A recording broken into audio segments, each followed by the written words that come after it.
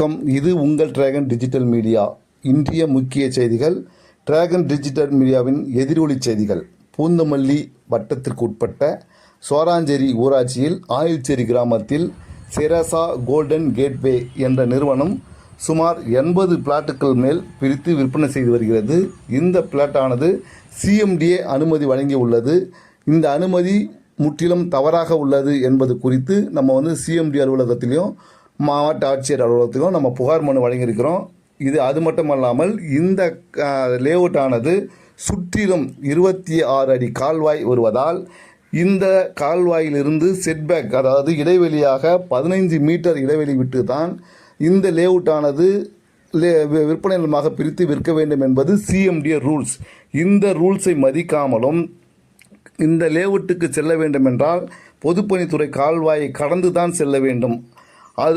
அந்த கால்வாயை கடந்து செல்ல வேண்டும் என்றால் பொதுப்பணித்துறையில் அனுமதி வாங்கி அங்கு பாலம் அமைத்த பிறகுதான் இதற்கு அனுமதி வழங்க வேண்டும் என்று சட்டம் உள்ளது. ஆனால் இவர்கள் பணத்தை கொடுத்துவிட்டு பொதுப்பணித்துறையில் அனுமதி வாங்காமலேயே இந்த லேஅவுட்டானது சரி செய்து விற்பனை நிலமாக மாறி விற்பனை செய்யப்பட்டு வந்தது. இந்த செய்தி அறிந்த நாம் உடனடியாக சென்று மாவட்ட ஆட்சியரிடமும் சிஎம்டி அலுவலகத்திடமும் ஒன்றிய அலுவலகத்திடம் நம்ம புகார் மனு வழங்கியிருந்தோம். இந்த புகார் மனுவின் அடிப்படையாக உடனடியாக இது 20 நாள் கழித்து இன்று பொதுப்பணித்துறையால் அனுமதி வழங்கப்பட்டு மேம்பாலம் அமைக்கப்பட்டு வருகிறது. இதற்கும் மிகுந்த நன்றியினை தெரிவித்துக் கொள்கிறோம்.